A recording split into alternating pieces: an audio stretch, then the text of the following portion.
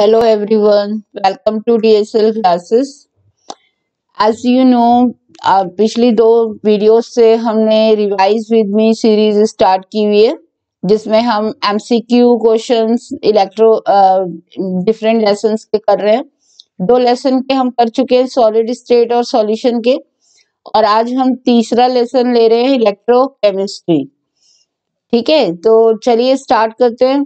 जल्दी से copy pen ले लो, साथ में कुछ लिखना हो, नंबरिंग करनी हो अपने लिए, अपने अपने आप को नंबर देना हो, 1 मार्क हर क्वेश्चन का रखिएगा और नेगेटिव मार्किंग मत करिएगा। जहां जो क्वेश्चन गलत हो उसको नोट कर लीजिएगा कि ये वाला पार्ट अभी आपको दोबारा रिवाइज करना है। ठीक है, तो स्टार्ट करते हैं जल्दी से। पहला क्वेश्चन है हमारा, the charge required for the reduction of 1 mole of MnO4 minus magnet ions to MnO2। इसको MnO4 माइनस से मैग्नीज को MnO2 में जो मैग्नीज की ऑक्सीडेशन स्टेट है इसमें कन्वर्ट करने के लिए उसे कितने मोल इलेक्ट्रॉन की या फेराडे की जरूरत पड़ेगी रिडक्शन के लिए? 1 फेराडे, 3 फेराडे, 5 फेराडे या 6 फेराडे? तो जल्दी से कॉपी में करके देखिए, वीडियो को पॉज करिए एंड देन इसको ऑक्सीडेशन नंबर से निकालिएगा। एक हिंट दे दूं, MnO4 माइनस में Mn की कितनी ऑक्सीडेशन स्टेट है और MnO2 में Mn की कितनी ऑक्सीडेशन स्टेट है, you will get the answer. I think आपने कर लिया होगा। चलिए स्टार्ट देखते हैं आंसर। तो इसका आंसर है बी, मीन्स 3 फेराडे की जरूरत पड़ेगी। तो यहाँ पर इसका +7 ऑक्सीडेशन स्टेट है और यहाँ है इसका 4 +4 ऑक्सीडेशन स्टेट। +7 से +4 में जाने के लिए उसे रिडक्शन करना पड़ा 3 का, 3 इलेक्ट्रॉन लेकर, दैट मीन्स 3 फेराडे, राइट। चलिए नेक्स्ट क्वेश्चन देखते हैं। The cell reaction of the galvanic cell. एक गैल्वेनिक सेल है जिसका आपको सेल नोटेशन दिया हुआ है यहाँ पर। लेफ्ट साइड हम एनोड रखते हैं हमेशा, राइट साइड हम कैथोड रखते हैं, बीच में सॉल्ट ब्रिज का साइन है। तो ये सेल का एक पूरा रिप्रेजेंटेशन है आपके सामने एंड आपको ये बताना है इसमें रिएक्शन किन किन के बीच में हो रही है, कौन सा ऑप्शन बिल्कुल इसमें करेक्ट ऑप्शन है। देख लिया होगा आपने, तो आंसर टैली करें। आंसर है इसका डी पार्ट। यहाँ पर लेफ्ट साइड पर है कॉपर, जो कि कॉपर आयन में चेंज हो रहा है, तो रिएक्टेंट है कॉपर, और इसका रिएक्टेंट है यहाँ पर कैथोड पर मर्क्यूरिक आयंस जो मरकरी में चेंज हो रहे हैं। तो मीन्स रिएक्टेंट है हमारे copper solid and mercuric ions, वो है इन चारों ऑप्शन में डी पार्ट में। तो that means copper and mercuric ions are reacting and forming these 2 compounds. ठीक है, तो ये D part is the correct answer. चलिए नेक्स्ट क्वेश्चन पर आते हैं। फटाफट आप मार्क्स लिखते जा रहे होंगे अपने लिए कि आपने कितने मार्क्स गेन कर लिए अब तक। नेक्स्ट क्वेश्चन है हमारा, if limiting molar conductivity of calcium ion and chloride ions. Calcium ion की लिमिटिंग मोलर कंडक्टिविटी 119.0 है और क्लोराइड आयन की है 76.3 साइमन सेंटीमीटर स्क्वायर पर मोल। तो कैल्शियम क्लोराइड की टोटल पूरे सॉल्ट की लिमिटिंग मोलर कंडक्टिविटी क्या होगी? 1 मिनट का ही क्वेश्चन है, जल्दी से कॉपी में करके लिखिए एंड देन आंसर टैली करिएगा। आई थिंक आपने वीडियो पॉज करके कर लिया होगा। तो आंसर देखते हैं इसका। आंसर है इसका करेक्ट बी। बी मतलब 271.6 साइमन सेंटीमीटर स्क्वायर पर मोल। कैसे आया? कैल्शियम की लिमिटिंग मोलर कंडक्टिविटी 119 ही लेंगे, लेकिन जो क्लोराइड की है, क्योंकि इसमें से CaCl2 में से 2 मोल्स ऑफ क्लोराइड आयंस निकलेंगे, तो उसकी मोलर कंडक्टिविटी को भी हमें डबल करना पड़ेगा। 76.3 को 2 से मल्टीप्लाई करेंगे एंड देन फिर उन्हें प्लस कर देंगे, ऐड कर देंगे, then it will be the answer. ठीक है, राइट आंसर क्या था? राइट आंसर इसका बी था। तो एक बार सॉल्व कर, यदि आपसे नहीं हुआ हो तो जो मैंने मेथड बताया उससे सॉल्व करके देखिएगा। नेक्स्ट क्वेश्चन पर आते हैं। डाइक्रोमेट आयंस जो है वो X के साथ रिएक्ट कर रहे हैं और H आयंस की प्रेजेंस में एसिडिक मीडियम है और क्रोमियम आयन Cr3+ आयंस बना रहे हैं प्लस वाटर बन रहा है, और यहाँ पर एक X का ऑक्सीडाइज्ड प्रोडक्ट भी बन रहा है। X जो है वो एक ऑक्सीडाइज्ड प्रोडक्ट में चेंज हो गया है। जो यहाँ पर X मेंशन नहीं किया है इस रिएक्शन में, वो इनमें से क्या हो सकता है वो आपको यहाँ पर देखना है, बताना है। तो इसमें डाइक्रोमेट आयंस थे, तो इसमें क्या हमने क्रोमेट आयंस डाले हैं यहाँ पर एक्स्ट्रा, और या Fe+2 डाला है रिडक्शन के लिए, यहाँ पर सल्फेट आयंस डाले हैं यहाँ, या X की फॉर्म में हमने यहाँ पर सल्फाइड आयंस डाले हैं। क्या डाला है यहाँ पर वो आपको चेक करना है, देखना है कि कौन क्रोमेट आयन से ऑक्सीडाइज हो जाएगा। ठीक है, तो सोच लिया होगा आपने आंसर, तुक्का नहीं लगाना है, दिमाग लगा के देखना है, सोचना है कि कौन इससे ऑक्सीडाइज हो सकता है। Answer is the correct answer is the B part, Fe+2। Fe+2 जो है क्रोमियम ऑक्साइड से डाइक्रोमेट आयन से ऑक्सीडाइज होकर यहाँ पर Fe2O3 में कन्वर्ट हो जाएगा, ऑक्सीडाइज फॉर्म आ जाएगी यहाँ पर इसकी। तो X क्यों आया, क्योंकि Fe इज मोर रिएक्टिव, जल्दी ऑक्सीडाइज हो सकता है, क्रोमेट जो है वो उसको ऑक्सीडेशन कर सकता है Fe का इस रिएक्शन में इजीली। देन यहाँ पर आयरन ही आएगा, सल्फेट आयन खुद ऑक्सीडाइज प्रोडक्ट है, ये भी ऑक्सीडाइज प्रोडक्ट है, और सल्फाइड आयन इससे ऑक्सीडाइज नहीं हो सकते, तो इसलिए यहाँ पर सिर्फ आंसर क्या है, Fe+2 आयंस जो कि इससे ऑक्सीडाइज होकर जो है इलेक्ट्रॉन, इसमें आप बताइए ऑक्सीडेशन से ऑक्सीजन तो आएगी, लेकिन ऑक्सीडेशन नंबर में भी क्या चेंजेस आएंगे वो भी आपको ध्यान रखना है। यहाँ क्रोमियम का जो ऑक्सीडेशन स्टेट है यहाँ पर Cr2O7 2- में, वो कैलकुलेट कर लीजिए एंड यहाँ पर टैली कर लीजिए, एंड देन देखिए कि उससे रिडक्शन इनमें से किसका हो सकता, ऑक्सीडेशन किसका हो सकता है। ठीक है, नेक्स्ट क्वेश्चन पर आते हैं। If 96500 coulomb electricity is pass through copper sulphate solution, एक एक्वा सॉल्यूशन है कॉपर सल्फेट का जिसमें हमने इतना चार्ज फ्लो किया, इट विल लिबरेट, तो ये कितना कॉपर लिबरेट करेगा, इसके फ्लो करने से कितना कॉपर हमें मिलने वाला है। छोटा सा न्यूमेरिकल है, जल्दी से करके देखिए कॉपी में एंड देन आंसर टैली करिए। कॉपर सल्फेट में से कॉपर आयंस निकल चुके हैं एक्वस सॉल्यूशन में, उनका रिडक्शन करके देखिए कि इतने चार्ज से कितना कॉपर बन सकता है। बस एक हिंट दे सकती हूँ आपको कि 1 मोल कॉपर जो यहाँ से बनेगा वो 2 फैराडे चार्ज को कंज्यूम करेगा, एंड 2 फैराडे का मतलब आप उसको चार्ज में कन्वर्ट करिए 96500 से, ठीक है, वो बनाएगा 1 मोल कॉपर। तो आई थिंक आपने आंसर आपको समझ आ रहा होगा मैं क्या डिस्कस कर रही हूँ। तो आंसर देखते हैं, answer is the B part 31.76 gram of copper. As you know मैंने अभी बताया कि कॉपर सल्फेट जो है वो कॉपर आयन की फॉर्म में +2 आयंस की फॉर्म में चेंज हो जाएगा एक्वा सॉल्यूशन में, और 2 फैराडे कंज्यूम करेगा 1 मोल कॉपर बनाने के लिए, और 1 मोल कॉपर का वेट होता है 63.5 ग्राम। अब 2 फैराडे से मिल रहा है मुझे कॉपर 1 मोल मतलब 63.5 ग्राम, तो 1 फैराडे से कितना मिलेगा, 2 से कर देंगे डिवाइड और ये आ जाएगा 31.76 ग्राम कॉपर। ठीक है, डायरेक्ट क्वेश्चन ही था, फैराडे से आप सीधा निकाल सकते हो या उसको चार्ज में चेंज करके भी कर सकते हैं। Coming to the next question, यदि हम NaCl फ्यूज्ड फॉर्म लें, फ्यूज्ड फॉर्म क्या होती है NaCl की, जब हम उसे मोल्टन फॉर्म कर लेते हैं NaCl में पानी, NaCl को पानी में नहीं डालेंगे, हम NaCl को सिर्फ क्या करेंगे, मेल्ट करेंगे हीट करके, मोल्टन फॉर्म को ही हम फ्यूज्ड फॉर्म कहते हैं। तो NaCl की हमने मोल्टन या फ्यूज फॉर्म लिए और उसका इलेक्ट्रोलिसिस किए, तो कैथोड पर हमें इनमें से क्या प्रोडक्ट मिलने वाला है, हमने क्या किया, सेल बना दी इलेक्ट्रोलिसिस के NaCl का, और हमें कैथोड और एनोड पर कुछ जाएगा, प्रोडक्ट मिलेगा, क्या मिलेगा उसमें से कैथोड का प्रोडक्ट आपको बताना है।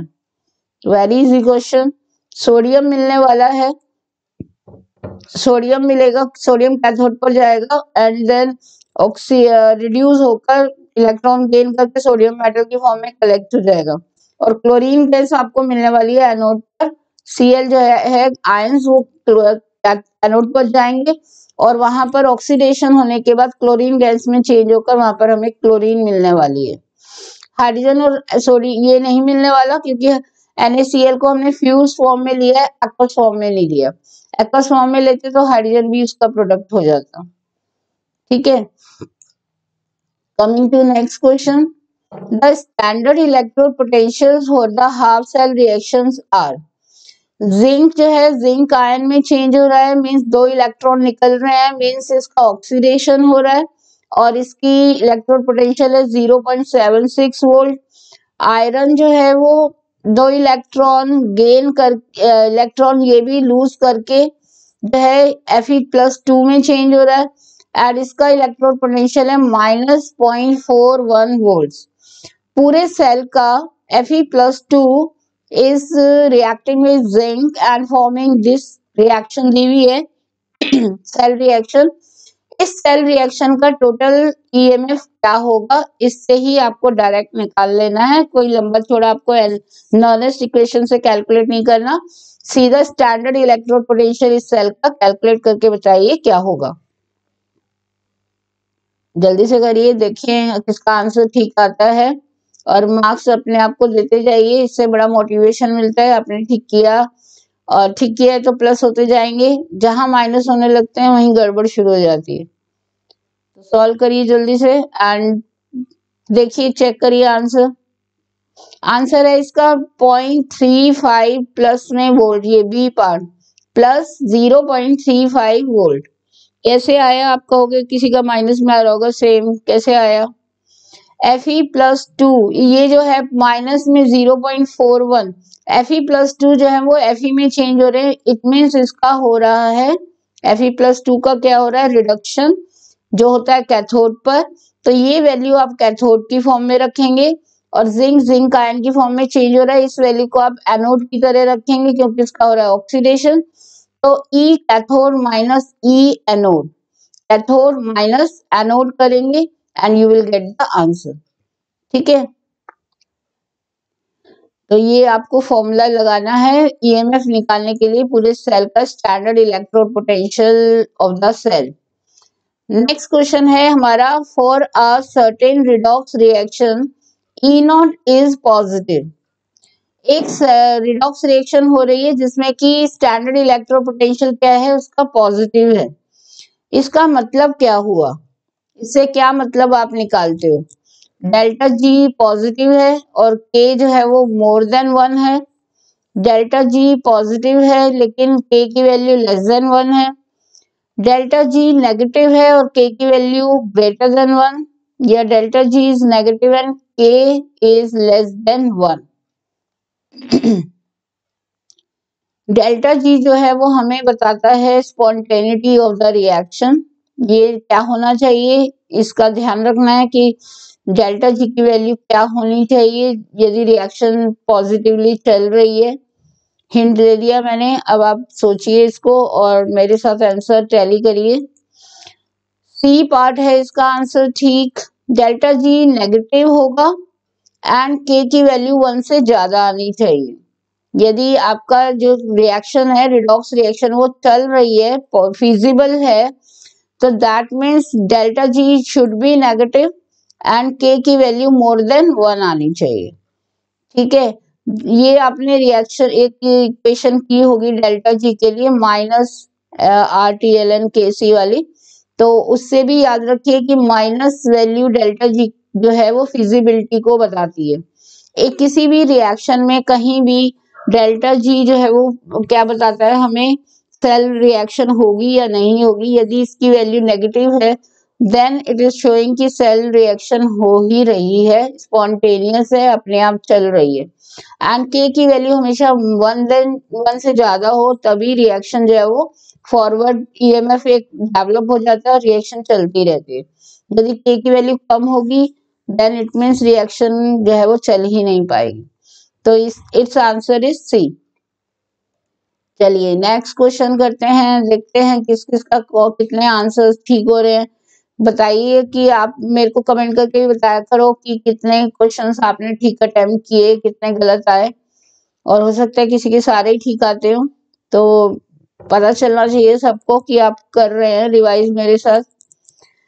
नेक्स्ट क्वेश्चन है, conductance through metal is called metallic और इलेक्ट्रॉनिक कंडक्टेंस। यदि हम वायर में से करंट पास हो रही है तो उसे हम मेटेलिक या इलेक्ट्रॉनिक कंडक्टेंस कहते हैं, क्योंकि वहां पर जो कंडक्टिविटी मिलती है वो हमें फ्री इलेक्ट्रॉन के मूवमेंट की वजह से मिलती है।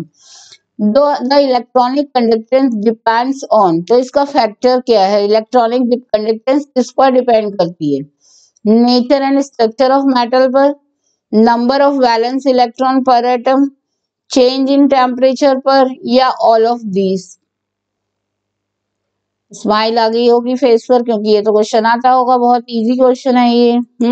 आंसर है डी, सारे ही आंसर ठीक है। मेटल की नेचर पर भी डिपेंड करती है, नंबर ऑफ वैलेंस इलेक्ट्रॉन कितने हैं मीन्स फ्री इलेक्ट्रॉन कितने हैं उस पर भी डिपेंड करती है, टेम्परेचर से भी अप एंड डाउन होते हैं मेटेलिक कंडक्टेंस में, मीन्स ये सारे ही फैक्टर जो है उसे इफेक्ट करते हैं। Next and last question of today's revision, Faraday's law of electrolysis is related to. Faraday के जो दो लॉज हैं इलेक्ट्रोलिसिस के वो किससे रिलेट हो रहे हैं, एटॉमिक नंबर ऑफ कैटायन से, स्पीड ऑफ कैटायन से, स्पीड ऑफ एनायन से, या इक्विवेलेंट वेट ऑफ इलेक्ट्रोलाइट। तो yes your answer is right, equivalent weight of electrolyte से रिलेट होते हैं, ना कि किसी के साइज से या नंबर से या स्पीड से। वो क्या बताता है हमें, फैराडेज लॉ क्या कैलकुलेट करता है, मास, इक्विवेलेंट वेट ऑफ इलेक्ट्रोलाइट कितना डिपॉजिट हुआ कैथोड पर, राइट। तो आई थिंक आपने मेरे साथ अच्छे से रिवीजन किया होगा। मार्क्स बताइएगा मुझे जरूर, आपने कितने मार्क्स गेन किए इसमें, और जो भी पोर्शन आपका यहाँ पर अभी क्लियर नहीं हुआ हो तो उसको एक बार दोबारा रिवाइज करिए, क्योंकि मैं नेक्स्ट सीरीज अभी एक और लेके आने वाली हूँ असर्शन वगैरह की, तो उसमें आपका फिर रिवीजन होकर अच्छे से वो पार्ट्स भी क्लियर हो जाएंगे। और अच्छा रिवीजन आप कर ही रहे हो तो अनअकैडमी का एसएन स्कॉलरशिप प्रोग्राम भी जरूर करिएगा अटेंड, क्योंकि अभी 10 जनवरी को ही होने वाला है, कमिंग संडे पर। तो जब आप रिवीजन कर रहे हैं तो उसको और अच्छे से चेक करिए कि आपको कितना रिवीजन अच्छे से हुआ या अभी कुछ कमी रह गई है उसमें। इसे चेक करने का बेटा एक ही तरीका होता है कि आप कोई ना कोई रिवीजन सीरीज सैंपल पेपर करते रहिए, ताकि आपको पता रहे कि आपका अभी क्या पोर्शन जो है वो अभी गलत चल रहा है या किस में अभी और प्रिपरेशन की जरूरत है। तो अनअकैडमी लेके आए हैं इसी के लिए, आपकी हेल्प करने के लिए एसेंट, जिसमें आप स्कॉलरशिप भी जीत सकते हो। अब होने वाला है 10 जनवरी को होने वाला है 11 बजे से 12 बजे तक। सिर्फ आप जैसे तैयारी कर रहे हो एनसीईआरटी की बोर्ड के लिए उसी को ही रिवाइज करना है आपको, कोई एक्स्ट्रा बुक नहीं रिवाइज करनी। और ये 6 to 12 के लिए है, अड़ोस पड़ोस में जो भी हो सबको बताइए, या रिलेटिव में कोई हो तो उनको बताइए। कोई भी नेगेटिव मार्किंग नहीं है इसमें, सबसे बड़ी बात है, एंड फ्री ऑफ कॉस्ट है। तो क्या करना है, अनअकैडमी की ऐप डाउनलोड करनी है और लिंक में जो मैं डिस्क्रिप्शन बॉक्स में दूंगी उससे एनरोल करना है अपने आप को, गोल सेलेक्ट करना है एंड में आईडीज वगैरह मोबाइल नंबर ये सब फिल करना है, ताकि आपको नोटिफिकेशन मिलता रहे टाइम टू टाइम। इसके अलावा कोई भी जो स्पेशल क्लास भी यदि आपको वहां पर अनअकैडमी पर देखनी है तो उसका भी सेम रूट है। अनअकैडमी ऐप डाउनलोड करिए, गोल सेलेक्ट करिए, स्पेशल इनवाइट कोड डालिए डीएसएल क्लासेस एंड देन बस अटेंड कर लीजिए, कोई प्रॉब्लम नहीं है। तो आप वहां पर फ्री क्लासेस, रिवीजन सीरीज या एसेंट जो टेस्ट होने वाला है कुछ भी अटेंड कर सकते हैं। एंड ये तो भूलिएगा नहीं करना अटेंड, क्योंकि स्कॉलरशिप भी मिलने वाली है इसमें 5 लाख तक की, तो इसे तो बिल्कुल मत छोड़िएगा, जरूर अपने आप को एक ट्राई देते रहना चाहिए। तो मिलते हैं नेक्स्ट वीडियो में फिर एमसीक्यूज के साथ नेक्स्ट लेसन के केमिकल काइनेटिक्स के। तो टिल देन बाय एवरीवन।